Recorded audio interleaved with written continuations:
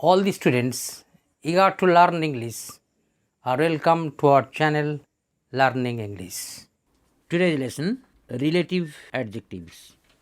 Which what এই relative pronoun দুটি নাউনের আগে অ্যাডজেক্টিভের মতো ব্যবহৃত হলে এদের রিলেটিভ অ্যাডজেক্টিভ বলা হয়। ব্যাপারটা উদাহরণ সহযোগে বোঝানো যাক। First example, I was ill, which fact caused my absence. এর অর্থ হলো আমার অসুস্থতাই আমার অনুপস্থিতির কারণ ঘটিয়েছিল। অথবা অন্যভাবে বলতে পারি, আমি অসুস্থ ছিলাম, যে ব্যাপারটা আমার অনুপস্থিতিকে ঘটিয়েছিল। এখানে বাক্যের মধ্যে ব্যবহৃত ফ্যাক্ট এই নাউনটি পূর্ববর্তী clause I was Ilkay represent করছে এবং ঠিক তার আগে অ্যাট্রিবিউটিভলি ব্যবহৃত হুইচটাই হলো রিলেটিভ অ্যাডজেক্টিভ। আর এখানে হুইচ ফ্যাক্ট কথার অর্থ হলো যে ব্যাপারটা বা যে ঘটনাটা। Example second, I gathered what information I could. এর অর্থ হলো যেগুলো পারলাম সেই সংবাদগুলি আমি সংগ্রহ করলাম। এখানে বাক্যের মধ্যে ব্যবহৃত ইনফরমেশান এই নাউনটি গ্যাদার্ড এই ভার্বটির অবজেক্ট হিসাবে কাজ করছে এবং অ্যাট্রিবিউটিভলি ব্যবহৃত হোয়াট হলো রিলেটিভ অ্যাডজেক্টিভ। এবার third example, it was A spinning wicket which fact helped India's victory. এর অর্থ হলো ঘূর্ণি উইকেট ছিল বলে ভারতের জয় সহজ হয়েছিল। অন্যভাবে বলতে পারি, ঘূর্ণি উইকেট ছিল যে ব্যাপারটা ভারতের জয়কে সহজ করেছিল। এখানে হুইচ ফ্যাক্টের অর্থ হলো যে ঘটনাটা বা যে ব্যাপারটা। আর এখানে ব্যবহৃত ফ্যাক্ট এই নাউনটি পূর্ববর্তী ক্লজ ইট ওয়াজ এ স্পিনিং উইকেটকে রিপ্রেজেন্ট বা প্রতিনিধিত্ব করছে এবং অ্যাট্রিবিউটিভলি ব্যবহৃত হুইচ হলো রিলেটিভ অ্যাডজেক্টিভ। এবারে fourth example, I ate what mangoes I could. অর্থ হলো আমি যতগুলো পারলাম আম খেলাম। এখানে ব্যবহৃত ম্যাঙ্গোজ নাউনটি এট ভার্বের অবজেক্ট হিসাবে কাজ করছে এবং অ্যাট্রিবিউটিভলি ব্যবহৃত হোয়াট হলো relative adjective. Example fifth, Akbar was secular in attitude which fact made him popular with different religious communities of the then India.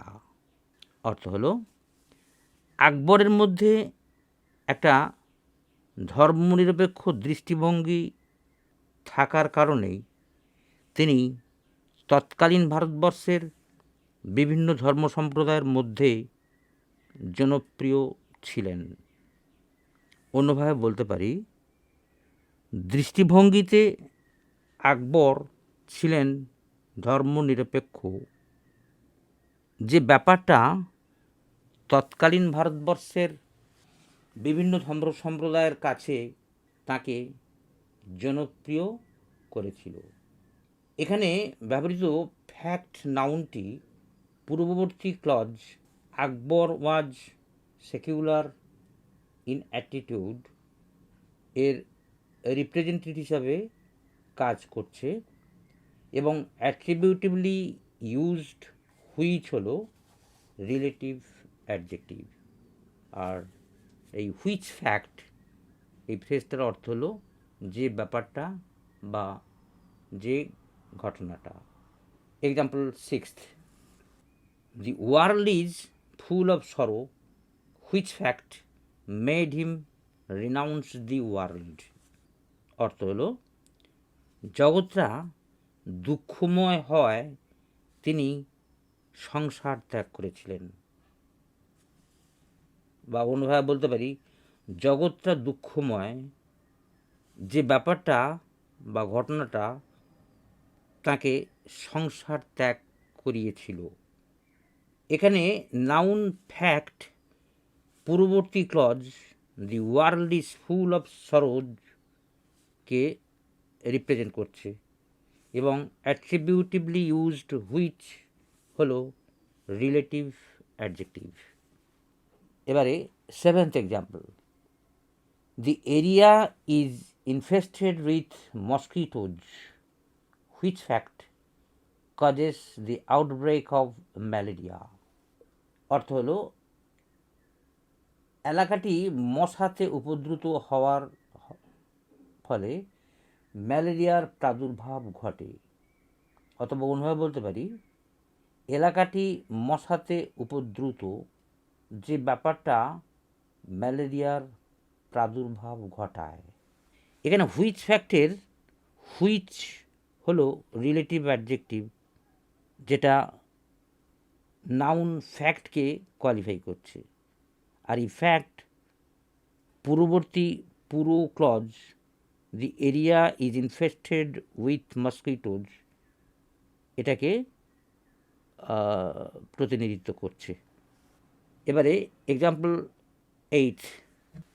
This days trees are being cut indiscriminately, which fact causes widespread environmental pollution leading to devastating global warming. অর্থ হলো ইদানিং নির্বিচারে বৃক্ষকর্তনের ফলে ব্যাপক পরিবেশ দূষণ বিধ্বংসী বিশ্বায়নের দিকে নিয়ে যাচ্ছে। এখানে হুইচ ফ্যাক্টের হুইচ হলো রিলেটিভ অ্যাডজেক্টিভ, যেটা নাউন ফ্যাক্টকে কোয়ালিফাই করছে। আর এই ফ্যাক্ট পূর্ববর্তী পুরো clause these days the trees are being cut indiscriminately এটাকে রিপ্রেজেন্ট বা প্রতিনিধিত্ব করছে। আর এখানে হুইচ ফ্যাক্টের অর্থ হলো যে ঘটনাটা বা যে ব্যাপারটা। 9th example. She read which books she could find. যে বইগুলো সে পেয়েছিল সে বইগুলো সে পড়েছিল। এখানে হোয়াট বুকসের হোয়াট হলো রিলেটিভ অ্যাডজেক্টিভ, আর এটা বুকসকে কোয়ালিফাই করছে। আর এই বুকস হলো রিড ভার্বের অবজেক্ট হিসাবে ব্যবহৃত একটা noun. Example 10th। She learned what languages she could during the travels. ভ্রমণের সময়ে যতগুলো পেরেছিল ততগুলো ভাষা সে শিখেছিল। আর একটা লক্ষণীয় ব্যাপার, হুইচ রিলেটিভ অ্যাডজেক্টিভের আগে কমার ব্যবহার হয়, কিন্তু হোয়াট রিলেটিভ অ্যাডজেক্টিভের আগে কোনো কমা থাকে না। তাহলে আজ এই পর্যন্ত। Thank you for watching.